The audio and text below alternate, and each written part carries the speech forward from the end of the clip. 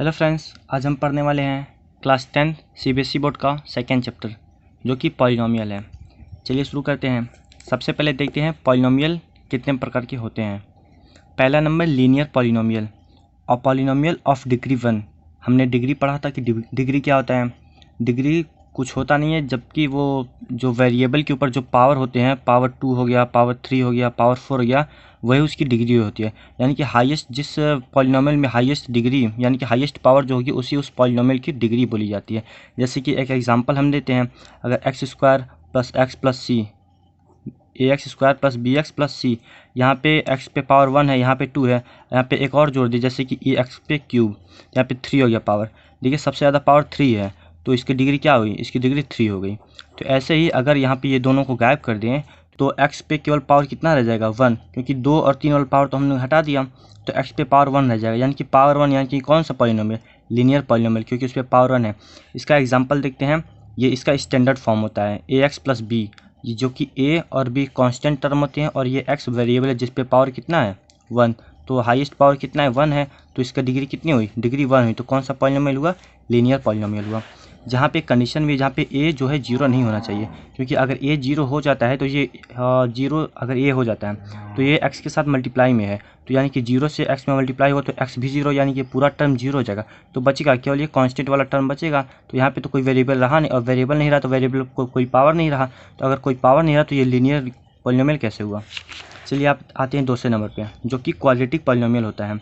A polynomial of degree 2, यानी कि जिस पॉलिनोमियल पे डिग्री 2 होती है उसे हम क्वाड्रेटिक पॉलिनोमियल बोलते हैं। इसका स्टैंडर्ड इक्वेशन होता है A X square plus B X plus C, जहाँ पे ए बी और सी कांस्टेंट टर्म है और जो एक्स है वो वेरिएबल। यहाँ पे देखिए एक्स पे कितना पावर है, कुछ नहीं, तो पावर 1 है, यहाँ पे 2, यानी हाईएस्ट पावर कितना है, 2, इसलिए ये क्वाड्रेटिक पॉलिनोमियल है। यहाँ पे भी ए 0 नहीं होना चाहिए, क्योंकि अगर ए 0 हो गया तो ये एक्स के साथ मल्टीप्लाई में है, तो ये पूरा टर्म 0 हो जाएगा। अगर ये 0 हो गया तो ये इतना गायब हो जाएगा, तो ये केवल कितना बचेगा, बी एक्स प्लस सी, जो कि यहाँ पे ये लीनियर बन जाएगा, क्योंकि ए एक्स प्लस बी किसका था, इसका था। यहाँ पे पावर कितना हो जाएगा, 1 हो जाएगा, क्योंकि ये तो 0 हो गया। अगर पावर 1 होगा तो ये क्वाड्रेटिक कहाँ रहा, ये तो लीनियर हो गया। अब आते हैं तीसरे, यार जो कि क्यूबिक पॉलिनोमियल होता है। अ पॉलिनोमियल ऑफ डिग्री 3, यानी कि हाईएस्ट पावर कितना होना चाहिए, 3 होना चाहिए। इसका स्टैंडर्ड फॉर्म देखते हैं, A X cube plus B X square plus C X plus D. यहाँ पे भी ए 0 नहीं होना चाहिए। सेम प्रोसेस, अगर ये 0 हो गया तो ये पूरे को 0 कर देगा, तो ये क्वाड्रेटिक बन जाएगा, क्यूबिक नहीं रह जाएगा। अब बात करते हैं बाई क्वाड्रेटिक पे। By quadratic polynomial, a polynomial of degree 4, यानी कि ऐसा पॉलिनोमियल जिसका डिग्री 4। यहाँ पे देखिए इसका स्टैंडर्ड इक्वेशन क्या होता है, ए एक्स पे 4 plus B X cube plus C X square plus D X plus E. इसका ये स्टैंडर्ड फॉर्म, यहाँ पे भी ए 0 नहीं होना चाहिए। अब बात करते हैं zeros, root, solution, answer of polynomial, यानी कि देखिए ये सब चीज़ें एक ही होती हैं। क्वेश्चन में हमको कंफ्यूज करने के लिए देता है कि zeros of polynomial, root of polynomial, solution of polynomial या फिर आंसर ऑफ पॉलिनोमियल। ये सारी चीज़ें एक ही होती है, या रूट बोलिए या जीरोस बोलिए या सोल्यूशन बोलिए या आंसर बोलिए, सब चीज़ एक ही होता है। पहले बात करते हैं लीनियर पॉलिनोमियल की रूट कितनी होती है या फिर जीरो क्या होते हैं। लीनियर पॉलिनोमियल कितना डिग्री है, डिग्री इसका 1 होता है, तो इसमें केवल एक ही जीरोज होगा या फिर एक ही आंसर, एक ही सोल्यूशन, एक ही रूट, कोई भी बोल सकते हैं। लीनियर इक्वेशन में केवल एक ही होगा, क्योंकि उसका डिग्री कितना है, 1 है, जो कि हम अल्फा से डिनोट कर सकते हैं। क्वाड्रेटिक में डिग्री 2 होता है तो इसके 2 जीरोज होंगे, अल्फा और बीटा। क्यूबिक में 3 डिग्री होता है तो इसके 3 जीरोज होंगे, अल्फा, बीटा और गामा। बाई क्वाड्रेटिक में 4 डिग्री होता है तो इसको 4 होंगे, अल्फा, बीटा, गामा और डेल्टा। अब रिलेशंस की बात करते हैं। Relations of zero for quadratic, यानी कि क्वाड्रेटिक इक्वेशन के लिए उनका रिलेशन क्या होता है, सम ऑफ जीरो, यानी कि जीरोस का जोड़, यानी कि अल्फा प्लस बीटा क्या होता है, माइनस, यहाँ पे माइनस को ध्यान में रखना है, माइनस कोफिशिएंट ऑफ एक्स, यानी कि एक्स का कोफिशिएंट कहाँ है, यहाँ पे बी है, यानी बी को रखेंगे, माइनस बाहर है तो माइनस बाहर लगा देंगे, upon coefficient of X square का कोफिशिएंट क्या है, ए है, तो नीचे ए रह देंगे, यानी कि सम ऑफ जीरो जो कि अल्फा प्लस बीटा है उसकी वैल्यू क्या निकल गई, माइनस बी अपॉन ए। अब बात करते हैं प्रोडक्ट ऑफ जीरोस की। प्रोडक्ट ऑफ जीरोस मतलब अल्फा इंटू बीटा। इसको देखते क्या होता है, कांस्टेंट टर्म। कांस्टेंट टर्म क्या है, सी, क्योंकि इसके साथ कोई वेरिएबल नहीं इसलिए कांस्टेंट टर्म है। यहाँ पे ए बी सी सब कांस्टेंट है, लेकिन इसके साथ कोई वेरिएबल नहीं है इसलिए इसको कांस्टेंट टर्म बोलेंगे। तो कांस्टेंट टर्म यानी कि C upon coefficient of X square का कोफिशिएंट क्या है, यहाँ पे ए है, यानी कि सी अपॉन ए। हमने क्वाड्रेटिक का रिलेशन देख लिया है। अब क्यूबिक पॉलिनोमियल का रिलेशन देखते हैं उसके जीरोस के। पहला रिलेशन सम ऑफ जीरोस, यानी कि alpha plus beta plus gamma, ये क्यूबिक पढ़ रहे हैं, यानी कि इसका डिग्री कितना होता है 3 होता है। तो इसके आंसर रूट या सोल्यूशन कितने होंगे 3 होंगे, अल्फ़ा बीटा और गामा होंगे। तो यहाँ पे alpha plus beta plus gamma की वैल्यू क्या हो गई -b/a, ठीक। और यहाँ पे एक और रिलेशन यहाँ पे एक्स्ट्रा आया, क्योंकि ये क्यूबिक है ना, तो इसमें 3 रिलेशन मिलेंगे। क्वाड्रेटिक में हमने 2 रिलेशन पढ़े थे, अल्फ़ा प्लस बीटा और अल्फ़ा इंटू बीटा, यानी कि सम ऑफ जीरोस और प्रोडक्ट ऑफ जीरोस। यहाँ पे हम क्यूबिक पढ़ रहे हैं, यानी कि रूट कितना है 3 है, 3 रूट है तो डिग्री भी 3 है, तो हमें रिलेशन भी 3 पढ़ना है। तो पहला हमने पढ़ लिया सम ऑफ जीरोस, यानी alpha plus beta plus gamma -b/a, ठीक। अब दूसरा पढ़ते हैं product of zeros taken together as sum, यानी कि 2 अलग अलग जीरोस को मल्टीप्लाई करके आपस में जोड़े, यानी कि alpha into beta plus beta gamma plus gamma alpha, यानी कि दोनों को अलग अलग मल्टीप्लाई करके ऐड करेंगे तो इसकी वैल्यू कितनी होती है c/a, यानी कि c/a। अब तीसरा क्या होता है product of zeros, alpha into beta into gamma, जो कि -d/a है, ठीक। ये एक्स्ट्रा आया है क्योंकि हमने क्यूबिक पाया, तो क्यूबिक में 3 होता है तो 3 तो आना ही था, तो ये एक एक्स्ट्रा आया है। इसको थोड़ा ध्यान में रखेंगे क्योंकि ये अभी हमारे लिए नया है, हमने ये दोनों तो सीख लिया है, इसको थोड़ा अच्छे से देखेंगे। हाउ टू टेक साइन, यानी कि साइन को कैसे लेते हैं, यानी कि कब प्लस लेना है और कब माइनस लेना है, इसको थोड़ा सीख लेते हैं। ये बहुत बहुत बहुत इंपॉर्टेंट है।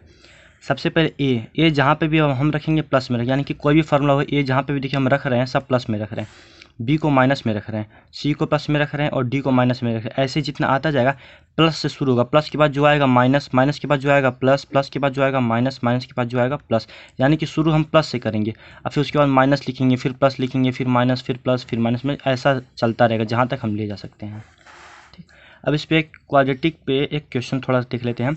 How to find quadratic polynomial if alpha and beta are the zeros, यानी कि अल्फ़ा और बीटा अगर दिया हुआ है उसका जीरोस, तो क्वाड्रेटिक इक्वेशन हम कैसे पता करें, यह भी बहुत इंपॉर्टेंट है, इसको थोड़ा चेक करते हैं। इसका एक फार्मूला होता है, फार्मूला क्या होता है x² माइनस ब्रैकेट में sum of zeros x plus product of zeros. यहाँ पे देखिए ये माइनस से शुरू हुआ है, तो यहाँ पे माइनस हुआ है, तो यहाँ पे आगे क्या आया प्लस आया, फिर अगर आगे और आता तो माइनस आता, ठीक। तो यहाँ पे देखिए इसको थोड़ा और डिराइव अच्छे से करते हैं, तो x² सम ऑफ जीरोस क्या होता है अल्फ़ा प्लस बीटा होता है, और यहाँ पे बाहर x है तो बाहर x plus alpha into beta जो कि प्रोडक्ट ऑफ जीरोस है। आप एक एग्जांपल लिखते हैं, अल्फ़ा 2 दिया है, बीटा 3 दिया, यानी कि अल्फ़ा और बीटा हमको दिया है, इससे हमको क्वाड्रेटिक पॉलिनोमियल पता करना है।